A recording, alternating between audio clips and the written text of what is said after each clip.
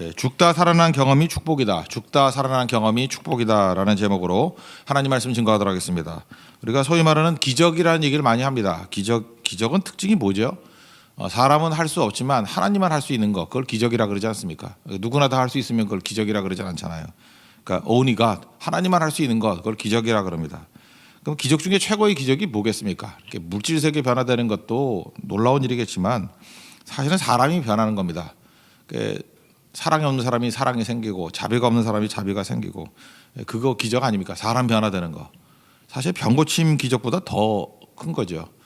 병이야 의사들도 고칠 수 있는 거지만 사람이 성품을 변화시킨다라는 것은 이건 어마어마한 일이라는 것입니다.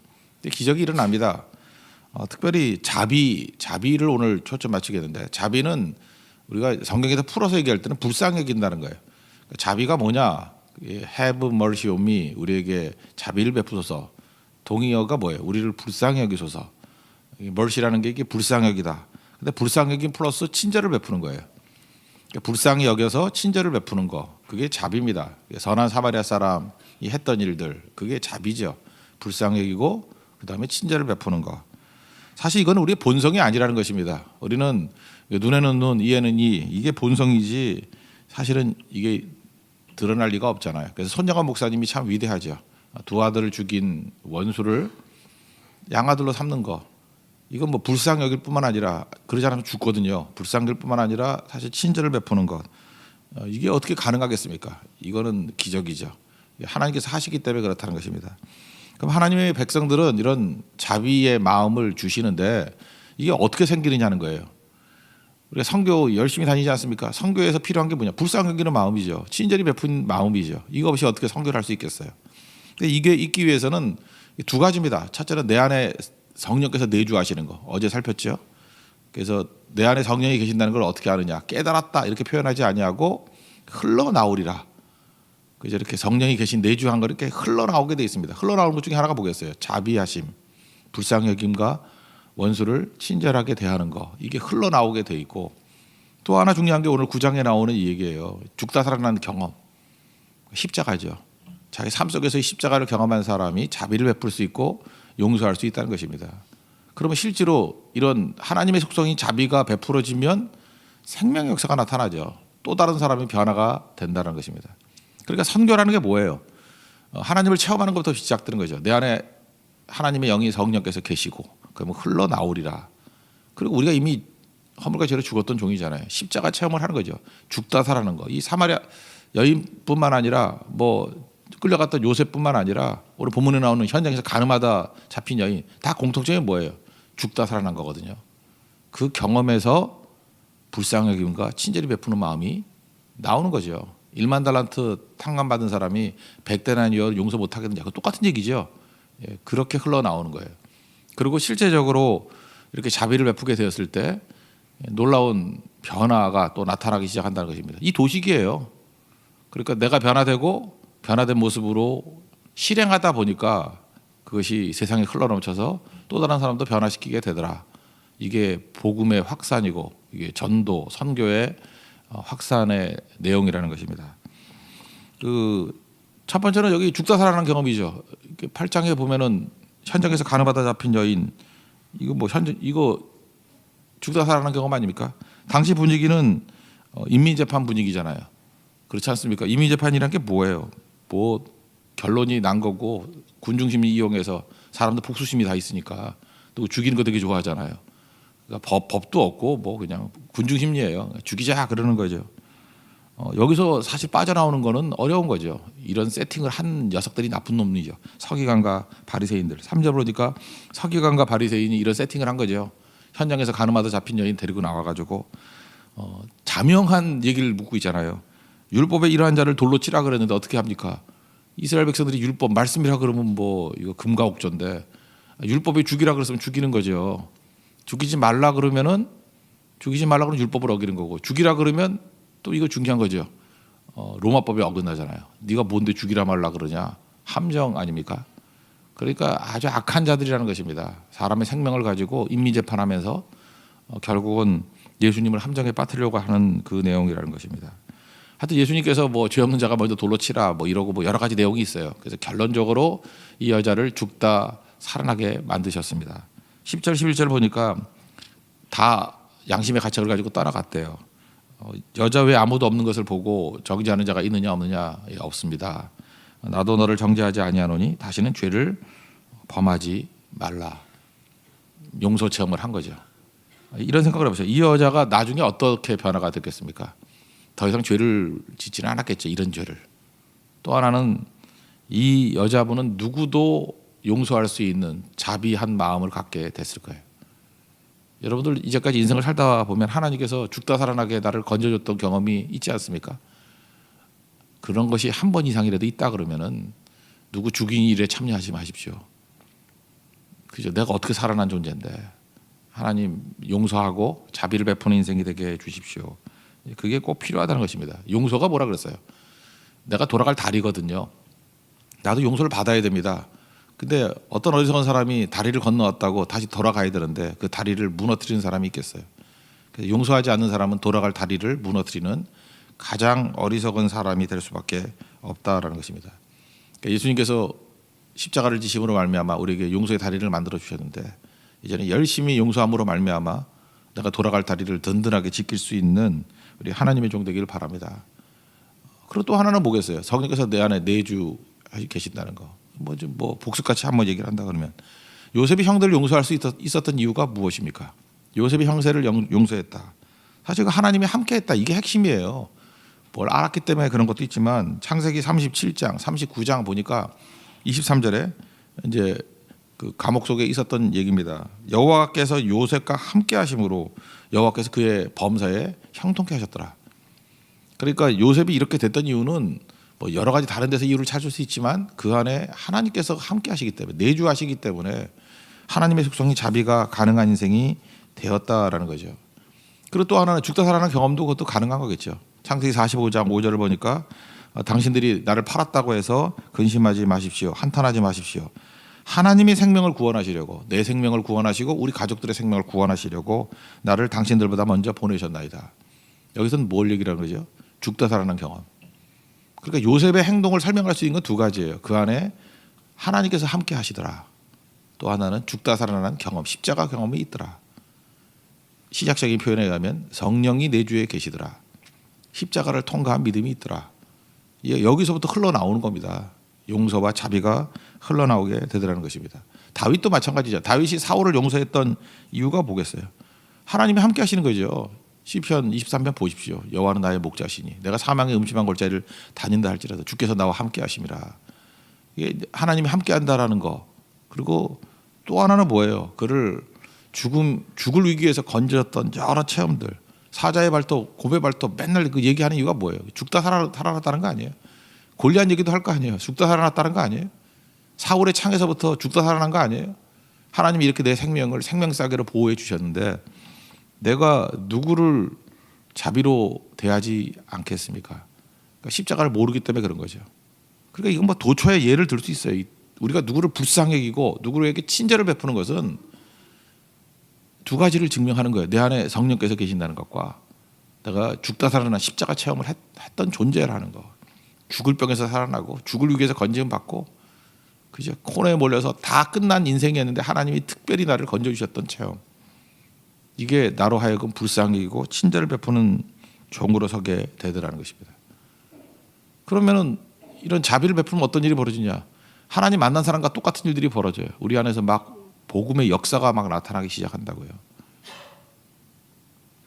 이런 예를 하나 들어보면 좋겠네요. 뭐 실수로 사람 변화시킨 예예요. 제임스 답슨이라고 Focus on the Family라는 그 가정사역 단체가 있습니다. 미국에서 가장 오래되고 유명한 뭐 방송도 계속 하는 것 같아요. 요즘에도 그 Focus on the Family. 거기 제임스 답슨이라는 목사님이 계시는데 이분 그 내용 중에 이런 얘기 있어요. 미국의 어떤 고등학교, 가필드라는 고등학교가 있는데 하이스쿨이 있는데 거기에 동명이인들이 많잖아요. 존이라고. 존이라는 이름을 가진 애가 둘이 있었대요. 근데 대조적으로 한 애는 너무 공부를 잘하고 모범생이고 한 애는 말썽꾸러기였다는 것입니다. 근데 미국에는 뭐 한 학기마다 한 번씩 1번에 한 번씩 이렇게 부모님 오셔가지고 이렇게 면담하는 게 있잖아요. 우리나라에 있나요? 우리나라는 뭐 천주 줄일까 봐 오라 그러지도 않는데 하여튼 그런 게 있어요. 그죠? 그래서 찾아가서 얘기를 나누는데 선생님이 잠깐 착각을 한 거예요. 이게 모범생 전이 엄마인지 알고 그 모범생 이야기를 쭉 한 거예요. 아, 만나서 반갑다고. 이 전이는 최고라고. 내가 전이의 선생님이 된 게 너무너무 자랑스럽다고. 이 전이는 모든 아이들의 롤 모델이 되고 얘 때문에 얼마나 우리 반이 밝아졌는지 모르겠다고. 하나님이 이 아이를 어떻게 쓰실지 정말 기대되고 나는 이 아이에 대해서 자부심이 있습니다. 그리고 이런 아이를 키울 엄마를 만난 게 영광입니다. 뭐 이런 식의 얘기를 쭉 했다라는 거예요. 엄마가 놀랬겠죠. 자기 아들 키우면서 이런 소리를 다 들어보나. 집에 돌아와가지고 아들 잡아놓고 너 도대체 어떻게 했길래 이런 찬사를 듣냐 하면서 어머니가 울더래요. 아들도 평생 어머니가 자기 때문에 이렇게 감격해하는 모습을 본 적이 없거든요. 다음날 선생님 찾아왔대요.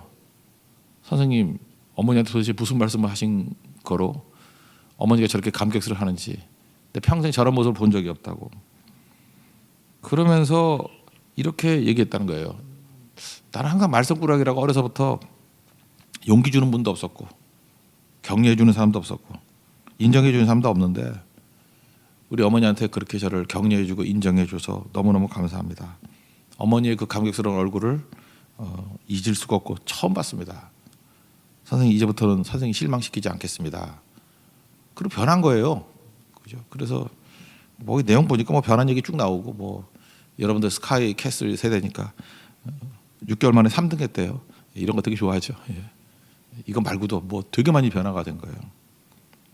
실수로 한 칭찬 한마디, 실수로 한 불쌍 여김, 친절한 한마디가 사람을 변화시키잖아요. 실수도 이렇게 변화시키는데 이게 만약에 우리의 삶의 성품으로 드러난다 그러면 얼마나 많은 사람이 변화될 수 있겠습니까? 우리가 지금 하는 말이나 행동을 보십시오. 주로 남 넘어뜨리고 기죽이고 살 소망 사라지게 만드는 그런 거 아니겠어요? 우리가 성령이 내주에 계시고 십자가를 체험하는 성도라 그러면 우리는 누구를 불쌍히 여기고 친절을 베푸는 건 당연한 일이라는 것입니다. 내 주변에 현장에서 가늠하다 잡힌 죽을 인민재판에 사로잡혀 돌로 쳐 죽일 여자가 있을 때 우리가 살려낼 수 있습니까? 그게 자비의 능력이라는 것입니다. 이 불쌍여김과 친절을 통해서 살아난 사람, 제 또래 생각나는데 저보다 2살 어린 사람이 있어요. 저보다 2살 어린 사람, 우리 백종원 집사님하고 동갑인데 부활의 김태원이라고 65년생이에요. 제 또래니까 뭐 잘 알죠. 예. 이 친구는 맨날 그 짙은 선글라스 끼고 다니고요. 99%가 슬픈 음악이에요. 기쁜 음악 하나도 없어요. 제가 기억나요. 옛날 그 덕성여대에서 처음 봤거든요. 그때 어릴 때 저보다 이제 좀 나이가 어리니까 그때 얼핏 봤는데 85년, 86년, 87년 이때요. 그때는 LP판이었는데 200만 장, 300만 장 이렇게 팔렸어요. 그러니까 얼마나 교만해졌겠습니까? 여러분 조기 성공이 좋은 게 아니에요. 교만하고 막 거리로 활보하고 난리치고 나쁜 일은 나쁜 일 다 하고 이태원 헤매고 다니고 조기 성공이 좋은 게 아니에요. 오래 못 가죠. 인격이란 그릇이 되기 이전에 너무 많은 게 부어져 버리면 못 견디잖아요. 87년에 마약으로 구속되고 뭐 거의 해체된 직전이 돼 버렸어요. 그때 우리나라 되게 마약 많았어요. 뭐 대마초 이런 거. 그러다가 뭐 한 1년인가 2년인가 살고 나오고 난 다음에 그때 대마초로 걸린 연예인들 무지무지하게 많았는데 많이 죽었어요. 많이. 그 89년, 92년 이 사이에 김현식 죽었고 유지하 죽었고 뭐 이렇게 쭉 죽었는데 내 기억나요. 그때는 죽음의 그림자가 막 드리워져 가지고 그 다음 순서가 누구냐? 거기가 김태원이라 그랬어요. 그 얼굴 보면 알잖아요, 그죠? 죽을 얼굴 각오. 근데 나중에 이렇게 뭐 텔레비전 인터뷰하는 걸 보니까 자기를 살렸던 힘들이 있다 그러는데 그때 김재희라는 청년을 만났대요. 김재희 당돌하는 애, 더 어린 애인데 와가지고 그래 형님 그러더니 형님의 잃어버린 명예를 찾아줄 테니까 저에게 가난을 이기게 해주세요. 그러니까 자기 노래 부르고 작곡 잘하니까 우리 다시 서로 윈윈해서 살자 그런 얘기죠. 그래서 사랑할수록 그 노래가 나와서 그때 한번 살아난 거예요. 하나님이 보내주신 그 위로와 격려의 사람이죠. 근데 그게 또 오래 가나요? 또 쓰러져요. 중독이라고 무서 또 무너지는 거예요. 이번에는 같이 부활 같이 했던 이승철이 와가지고 2000년 우리 월드컵 할 때 그때 뭐 거의 두 번째 쓰러질 때는 못 일어날 뻔했대요. 근데 이승철이 와서 또 같이 격려해가지고 우리 다시 한번 해보자. 저도 되게 좋아하는 노래인데 Never Ending Story 거기서 나온 거예요. 그죠? 힘겨워 할 때 뭐 그런 노래 있잖아요, 그죠? 너를 지킬 수 없었던 하면서 뭐 부르고 싶은데 은혜가 안 될 것 같아서 하여튼 그러죠. 힘겨웠던 날에 너를 뭐 지키지 못했던 뭐 그러면서 뭐 나오는 노래가 있어요, 그죠? 그래서 그때 또 다시 살아났어요. 근데 또 넘어져요. 참 이게 넘어지기 쉽죠. 세 번째 자기를 살린 사람이 김구라래요. 김구라 오더니 형님 뭐 평상시에도 이렇게 얘기 잘하는데 그 은근히 재밌다고 그 라디오스타에 나와가지고 뭐 한 5년인가 6년인가 계속 국민 할매라 그러던가 뭐 머리 꽁지 해가서 그래서 다시 일어서게 되지 않았습니까? 저는 여기서 한 사람의 일대기를 보면서 하나님께서 이 사람들에게 이렇게 살려주는 것들이 있더라고요. 그게 바로 뭐냐면 불쌍하게 주는 사람들이 나타난 거예요. 김재희부터 시작해서 이승철, 김구라 이렇게 주변에 불쌍히 여기는 마음. 우리가 기독교 문화권 밖에서도 이런 게 있어요. 그죠? 불쌍히 여기는 마음, 친절을 베푸는 마음, 자비죠. 그게 사람을 살리고. 피노키오 할아버지 아시죠? 피노키오 할아버지. 그 나무토 막 죽은 나무토 제페토 할아버지. 우리가 그 피노키오가 원래 그 성령을 의미하는 거라 그러잖아요. 죽어 있는 우리에게 이렇게 생명을 집어넣은 제페토 할아버지가 성령이라고 모르세요 그거? 그렇게 해석하는 사람도 있던데 생명을 주면서 그죠 살려내는 거죠. 피노키오 우리가 피노키오 아닙니까? 맨날 거짓말하고 죄짓고 코만 커지고 그 할아버지가 살리잖아요 우리를. 맨날 깨지고 불에 타고 재생시키는 일. 그 하나님이 하시는 일이잖아요. 우리가 피노키오라 그러면 또 다른 사람을 살려야 되지 않겠습니까? 저는 그렇게 생각해요. 이 김태원 씨가 자기가 간증하는 거는 뭐 비스무리하게 들어봤지만 그 와이프가 있거든요. 얼마나 남편이 힘들게 했는지 캐나다 애들 끌고 이민도 가고 다시 돌아오고 뭐 이혼하니 많이 그랬는데 이분이 되게 믿음이 좋아요. 이분이 쓴 그 칼럼집이 있는데 이현주 씨라고 예수님께 할 얘기가 있어요. 그 아내가 쓴 책이에요. 제가 읽어봤거든요. 왜 내 인생 가운데는 이렇게 많은 파란만장한 일들이 벌어지냐. 그 남편을 참 재밌는 남편을 얻어서 그래요, 그죠? 너무너무 영화에나 나올 것 같은 이야기들이 그 안에 다 있어요. 근데 이 아내 대신 이현주 씨가 이렇게 고백을 합니다. 내가 뭘 믿느냐 하면은 토기장이 손에 붙들림 받은 진흙이라는 걸 느끼게 된다고. 하나님께서 나를 빚어가지고 우리 남편인 김태원을 빚어가시는 모습을 보게 된다고. 근데 그 책 내용에 쭉 보면요, 그 안에 성령께서 계신다. 그게 보여지고요. 자기를 죽다 살아난 곳에서 죽다 살아났던 경험들, 하나님 죽다가 살아나게 건졌던 그런 십자가 체험들, 그게 이런 은혜스러운 자비로 흘러나오게 되더라는 것입니다. 사실은 예수님께 할 얘기가 있어요. 이게 우리 이야기이죠. 우리도 이 모습으로 서야 된다고 생각을 합니다.